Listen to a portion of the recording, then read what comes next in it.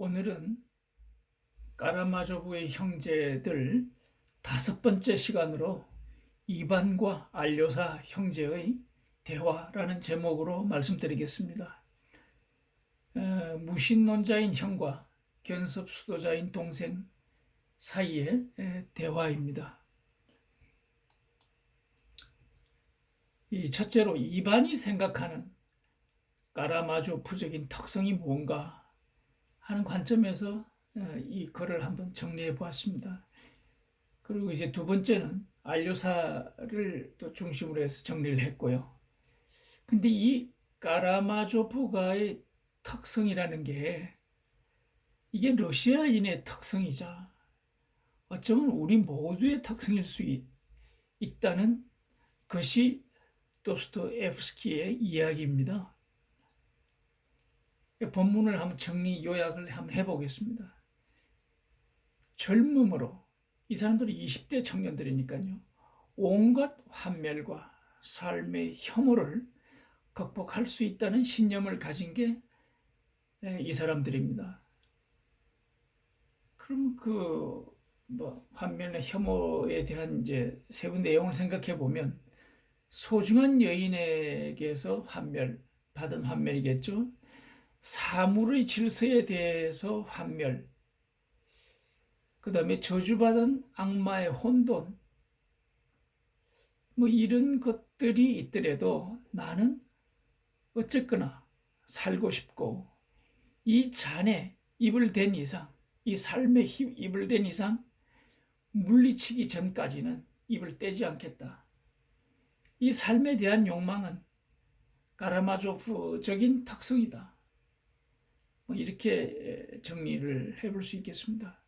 그 다음에 나의 내부의 광적이고 점잖지 못한 삶의 욕망을 압도할 만큼 강한 절망은 존재하지 않는다. 그러니까 어떤 내부의 광적이거나 점잖지 못한 것도 인간은 극복할 수 있다는 얘기죠. 그 다음에 내가 비록 사물의 질서를 믿지 않는다고 하더라도 봄의 새싹이, 푸른 하늘이, 정이 가는 사람들이 소중하고 그동안 인류의 위협이 소중하다라고 인정을 이제 이반이 하는 거죠.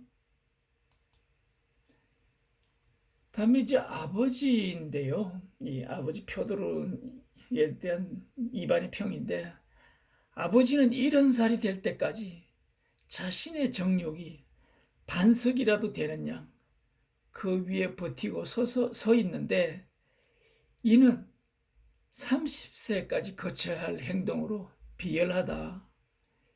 이렇게 아버지를 비판하고 있습니다. 그다음에 이제 러시아 사람들이 술집에 모여서 세계적인 문제를 논하고, 신이 있는가 없는가를 논하고, 불멸이 있는가 없는가를 이제 주로 이제 신을 믿는 사람들이 논하는 거죠. 그런데 신을 믿지 않는 자들은 사회주의니 무정부주의니 인류 전체를 새로운 체제에 따라 개조할 것이니 어쩌니 하는 말을 늘어놓겠지만, 그래봤자 그놈이 그놈이고 죄다 같은 문제들인데 다른 쪽에서 시작했을 뿐이지. 게다가 러시아에서는 다수가 오직 영혼의 문제들을 얘기하는데 혈안이 되어 있는데, 이런 것들에 골머리를 싸매고 있는 젊은이들보다 더 어리석인 것은 없다. 어쩌면 이 말이 우리의 현실하고 잘 맞아 들어가는 얘기 같아요.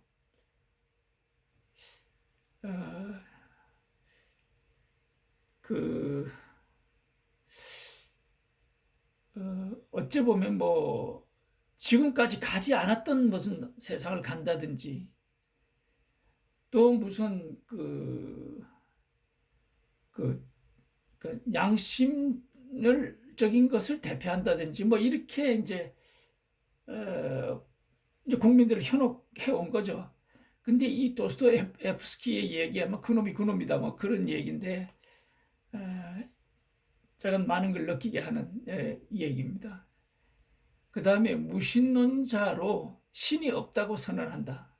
이게 이반이죠. 신이 인간을 창조했느냐, 인간이 신을 창조했느냐는 생각하지 않기로 했다.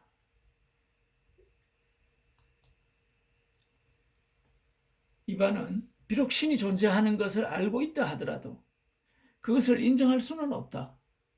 신을 받아들이지 않는다는 것이 아니라 그가 창조한 세계를, 신의 세계를 받아들이지 않는다는 것이다. 그 다음에 유럽의 가설들로부터 이끌어낸 온갖 공리들도 손대지를 않겠어. 왜냐하면 저쪽에서는 유럽에서는 무슨 가설에 불과한 것이 러시아에 오면 사회에서 곧장 무슨 공리가 되어버리는 그런 오류가 발생한다는 거죠.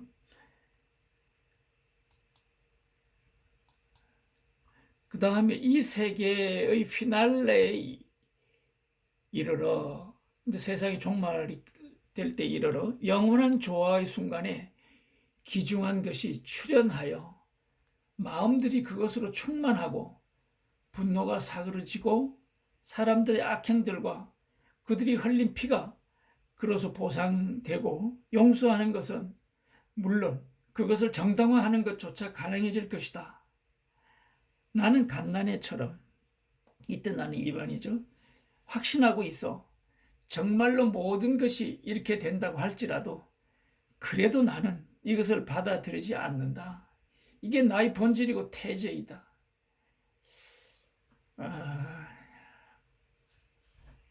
제가 여기까지 하고요. 그 다음에는 앞에 그 형의 말에 대해서 동생이 이제 질문을 합니다. 무엇 때문에 세계를 받아들이지 않는다는 건지 설명해 줄래?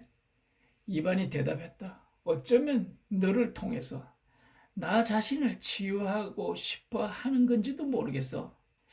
그러니까 이 말은 상당히 반어적인 말인데요. 앞에 이반은 무신론자고 어쩌면 믿음에 대한 부정이 많고 하지만 어쩌면 이것들이 너를 통해서, 너라는 건 동생 안료사로, 안료사는 수도원의 견섭 수도업사입니다. 안료사를 통해서 나 자신을 치유하고 싶어 하는 건지도 모르겠어. 이렇게 이제 얘기를 하는데, 이건 뭐 동생이 좋게 들어달라는 얘기일 수도 있고, 한편으로는 본인 스스로의 그 어떤 불확실한 미래, 불확실한 명제에 대한 그 어떤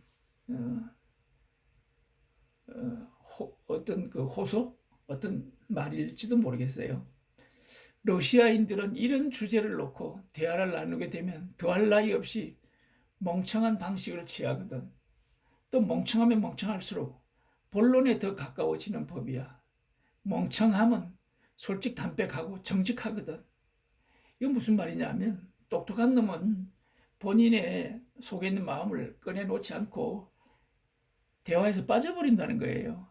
근데 멍청한 놈이 이제 나와서 이제 끝까지 대화를 하는데 어찌 보면 그 멍청함이 솔직 담백한 거라든지 정직한 거하고 이제 통한다는 거죠. 그 사람들 사람의 속을 보인다는 얘기겠죠.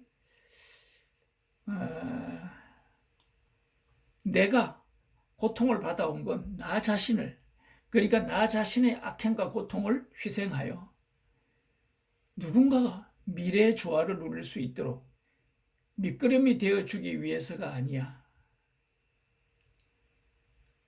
나는 서로의 용서를 보고 싶고 지상의 모든 종교인들은 바로 이 소망 위에 창조되는 것이다. 나 자신의 악행과 고통을 희생하여 누군가의 미래의 조화를 누릴 수 있도록 그 밑거름이 되어준다. 는 말은 뭐 상당히 이건 차원이 높은 얘기인데요. 어쩌면 이제 이 말은 뒤에 나오는 서로의 용서를 보고 싶고 또 모든 종교들은 이 소망 위에 창조되어야 하는 것이다 하는 그런 그 바탕의 생각으로 받아들이고 싶습니다. 이 소설에서 이반이 쓴 서사시가 대신문관이다. 여기서 작가 도스토옙스키가 이반을 통해서 말하고자 하는 것은 하나님의 사랑과 자비로 지금도 우리를 관통하는 명제이다. 이건 그 대신문관에서 제가 한 얘기를 앞에서 짚고 넘어간 얘기니까 여기서 줄이겠습니다. 그 다음에 이제 두 번째로 안료사의 생각인데요. 안료사는 논리에 앞서가지고 삶을 그것의 의미보다 더 많이 사랑해야 된다. 그래야 비로소 나의 삶을 이해하게 된다. 각자 나머지의 삶을 두고 노력하면 구원을 받은 거다. 우리가 새겨야 할 그런 두 얘기 다 그런 거죠. 그 다음에 이제 안료사가 조시마 장로님도 인간의 얼굴이 사랑의 소통 많은 이들에게 있어. 이때 인간의 얼굴이라 하면 그냥 어그리한 거죠. 있어 사람을 사랑하는데 방해가 되는 일이 자주 있다고 말씀하셨어. 어느 성자가 얼어 죽을 지경이 된 나그네가 몸을 데우게 해달라고 부탁하자 그와 함께 침대에 누워 그를 껴안고 고약한 냄새가 나는 그 입에 숨을 불어넣기 시작했다는 그리스도적 사랑에 대한 이반의 이야기를 듣고서 안료사가 한 말입니다.